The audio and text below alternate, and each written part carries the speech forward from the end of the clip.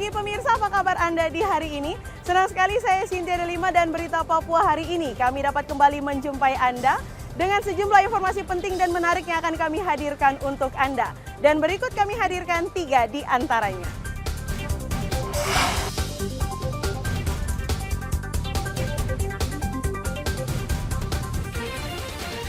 Seorang polisi di Puncak Jaya tewas ditembak kelompok kriminal bersenjata. Polisi lepaskan tembakan peringatan untuk membubarkan bentrokan di Mimika. Sebuah kapal penangkap ikan yang berlabuh di Pelabuhan Perikanan Merauke tenggelam karena bertabrakan.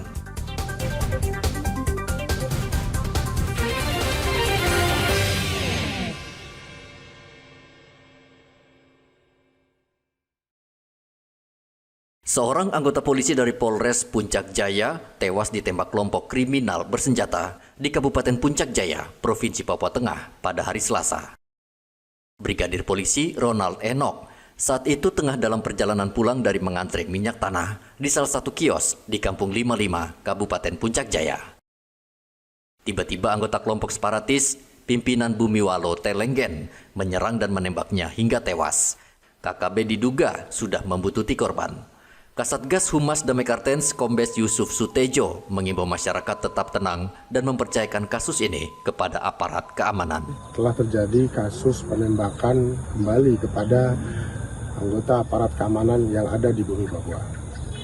Kali ini korbannya adalah dari kepolisian, yaitu Brigadir RE, di mana korban adalah personil daripada Polres Puncak Jaya.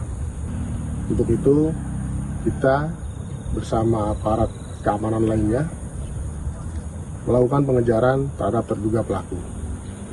Dan kami menghimbau pada seluruh warga masyarakat untuk tetap tenang dan tidak terprovokasi dengan kejadian ini, karena kami akan selalu menjaga kedamaian dan kenyamanan masyarakat yang ada di Papua. Usai visum, jenazah Brigadir Polisi Ronald Enoch langsung dibawa ke Mapolres Puncak Jaya untuk disemayamkan. Dalam 6 hari terakhir, 2 anggota polisi gugur di tanah Papua akibat kekejaman KKB, yaitu Bribtu Iqbal Anwar di Kabupaten Yalimo pada 18 Januari dan Brigpol Ronald Enoch pada Selasa 21 Januari. Arthur melaporkan dari Kabupaten Puncak Jaya, Papua Tengah.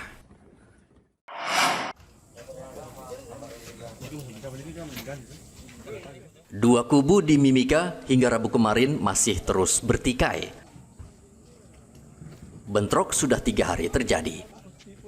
Polisi dan tentara berusaha melerai pertikaian dengan menembak ke udara.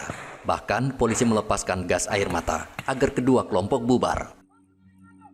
Kapolres Mimika Bilanda Budiman mengatakan sudah memanggil pimpinan 2 kelompok, namun masih belum berhasil berdamai karena salah satu kelompok menolak. Sebetulnya kemarin sudah ada kesepakatan damai. Kemudian hari ini dari salah satu kubu, dari kubu Riki Dolame itu belum mau menerima kesepakatan tersebut. Jadi dari kubu Eli sudah menerima. Tadi saya dengan Bapak PJ Bupati, ada Bapak Dandim, ada Bapak Sekda juga sudah berkoordinasi untuk penyelesaian kasus ini. Jadi Bapak Bupati sudah mendukung kami untuk percepatan penyelesaian. Namun tadi dari kubu Riki Dolame dia masih belum menerima. Tapi apabila tetap tidak ada kesepakatan damai, kami akan tindak tegas sesuai aturan hukum yang berlaku. Jadi kami dari Polres Mimika sudah melakukan himbauan kepada warga masyarakat yang menggunakan atau membawa sajam, baik itu panah, parang, atau apapun itu, agar tidak dibawa di tempat umum. Dan apabila kami mendapati masyarakat yang membawa sajam, panah, dan sebagainya, jadi akan kami tindak tegas sesuai dengan aturan undang berlaku. Polisi mengancam kedua kubu yang bertikai jika masih terus bentrok akan ditindak tegas.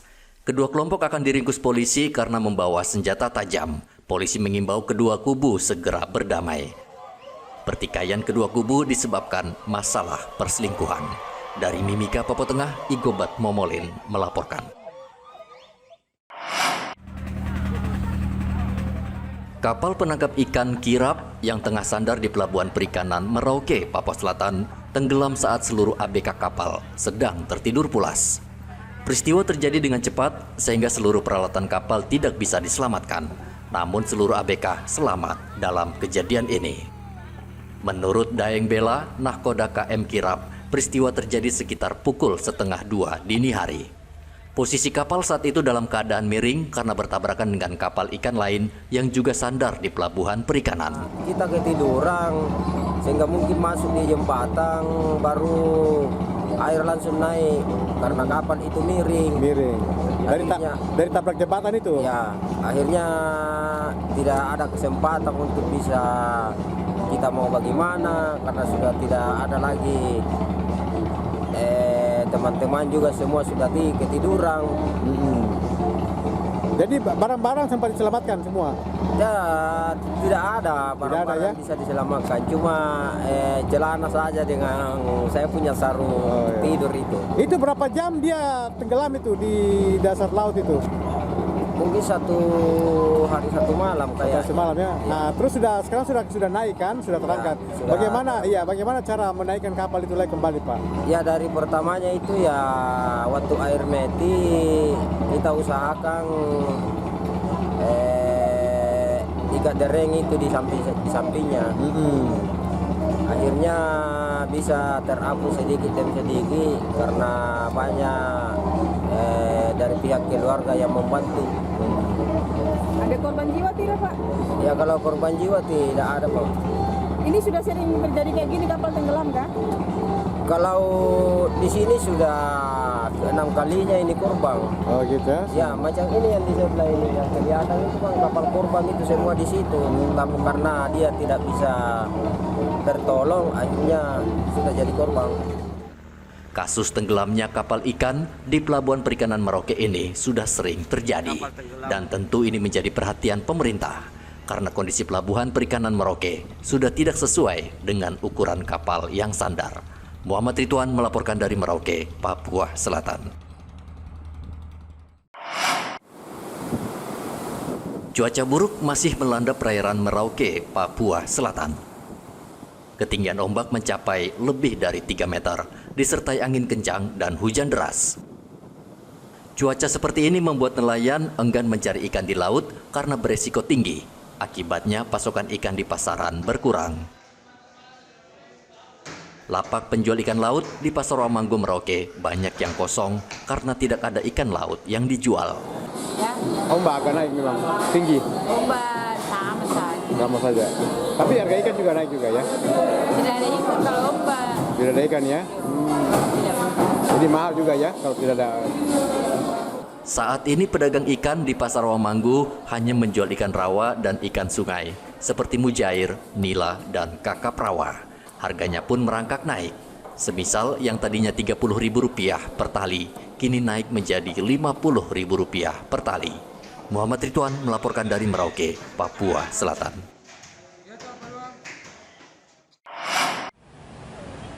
Polresta Jayapura Kota meringkus seorang pemuda yang tega mencabuli anak di bawah umur. Pelaku diringkus di Bandara Sentani Jayapura saat kembali dari kampung halamannya, Sulawesi Selatan. Pelaku tega mencabuli anak berumur 8 tahun dengan modus diajak ke kosan pelaku. Pelaku mengaku ke polisi sudah melakukan pencabulan sejak bulan November. Kasat Reskrim Polresta Jayapura AKP Idewa Gede Aditya Krisnanda mengatakan orang tua korban curiga karena anaknya mengeluh sakit di kemaluan sehingga melapor ke polisi. Pelapor adalah salah satu orang tua daripada korban. Dalam hal ini kami sampaikan untuk korban dalam perkara ini sebanyak 2 orang, usia 6 tahun dan usia 8 tahun. Yang mana sesuai dengan laporan yang ada, diinformasikan bahwa untuk TKP adalah di Hamadi Pontong, distrik Jayapura Selatan, di sebuah kos-kosan yang merupakan kamar daripada tersangka berinisial A ini. Untuk kronologis kejadiannya, dalam kurun waktu 3 bulan terakhir, kedua orang korban ini memang sering berkunjung ke kamar tersangka dengan tujuan untuk meminjam handphone dan bermain. Memang antara korban dengan tersangka ini merupakan tetangga kos ya, tetangga kos dan memiliki keakraban karena kebetulan juga tersangka ini dekat dengan dua orang korban anak ini. Nah, dengan adanya peristiwa tersebut terakhir kali kemudian diketahui oleh keluarga korban yang mana saat itu korban sempat dilecehkan oleh tersangka. Korban yang satunya juga sama diperlakukan seperti itu dan berdasarkan hasil penyidikan perbuatan tersebut sudah dilakukan sebanyak 6 kali terhadap kedua orang korban itu ya dalam kurun waktu November sampai dengan Januari 2025. Untuk tersangka inisial A 20 tahun yang merupakan cleaning service di salah satu kantor di Kota Jayapura ini berhasil kami amankan di Bandar Udara Sentani, yang mana saat itu kami mendapat informasi bahwa tersangka ini sebelumnya sempat pergi dari Kota Jayapura karena pasca adanya kejadian ini, dan kemudian dapat informasi bahwa dia akan kembali ke Kota Jayapura, sehingga tim opsional kami dan juga unit PPA bergegas ke bandara untuk mengamankan terduga pelaku. Pelaku dijerat Undang-Undang Nomor 35 Tahun 2014 tentang perlindungan anak dan terancam hukuman penjara 12 tahun. Polisi mengimbau orang tua mengawasi anaknya karena saat ini banyak kasus pencabulan. Dari Kota Jayapura, Papua, Hendra melaporkan. Kenaikan harga cabai di sejumlah daerah di Indonesia akibat cuaca buruk. Di Merauke, Papua Selatan, semua jenis cabai di Pasar Romanggu harganya naik, bahkan cabai berukuran besar sulit ditemukan. Untuk cabai ukuran kecil, sebelumnya dijual Rp60.000 per kilogram, kini harganya Rp80.000 per kilogram. Cabai keriting saat ini harganya Rp80.000 per kilogram, naik dari harga Rp60.000 per kilogram. Harganya Yang kecil dari 60 ke 80. sekarang ini ya? Ya. Kalau yang cabai besarnya Sama. dari berapa itu? Dari 60 sama 80 juga. Tapi barangnya gimana? Kalau yang lombok kecil ya masih lumayan ada lah. Kalau lombok besar kosong. Kalau keriting? Keriting juga sama. Sama 90 juga? sekarang. Oh, 90 malah ya? Tapi kosong juga? Iya kosong. Kosong juga ya? Yang tomat naik juga? Naik juga. Tomat berapa sekarang? Sekarang 40. 40 ya? Nah ini terus naik ini seperti apa ini pasarnya? Iya karena banjir. di Banjir lokasi. di lokasi ya? Jadi rusak? Rusak ya? Kira-kira masih akan naik lagi? Ya bisa jadi karena sudah lokasi banyak yang itu toh mati. Mati ya? Sementara itu harga tomat juga naik drastis dari Rp35.000 per kilogram menjadi Rp60.000 per kilogram. Harga cabai dan sejumlah komoditas dapur kemungkinan masih akan terus naik seiring curah hujan yang masih tinggi. Muhammad Ridwan melaporkan dari Merauke, Papua Selatan.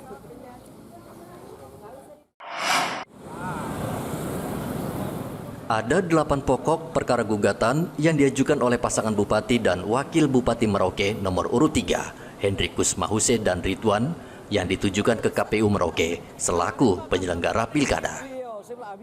Kuasa hukum KPU Merauke, Johannes Maturbongs, mengatakan proses persidangan di MK tengah berjalan dan pihaknya telah mempersiapkan seluruh bukti pendukung untuk menguatkan keputusan KPU. Untuk alat bukti itu karena permohonan ini difokuskan ke hanya 9 distrik dari 22 distrik. Oleh karena itu bukti yang akan kami sampaikan bukti di mana pemohon berkeberatan di distrik tersebut. Sehingga kami hanya menyampaikan 40 alat bukti dan kita tahu juga bahwa permohonan ini tidak hanya ditujukan kepada kami sebagai termohon atau KPU Kabupaten Merauke, tapi juga ditujukan kepada pihak terkait dan juga kepada Bawaslu Kabupaten Merauke. Oleh karena itu, apa yang menjadi tupoksi kami, apa yang menjadi kewenangan dan pekerjaan kami di KPU Kabupaten Merauke akan kami jawab sesuai dengan kewenangan kami. Kalau bukan merupakan kewenangan kami akan serahkan kepada pihak terkait ataupun Bawaslu Kabupaten Merauke untuk menjawabnya, terutama menyangkut rekomendasi yang sudah disampaikan dalam permohonan pemohon.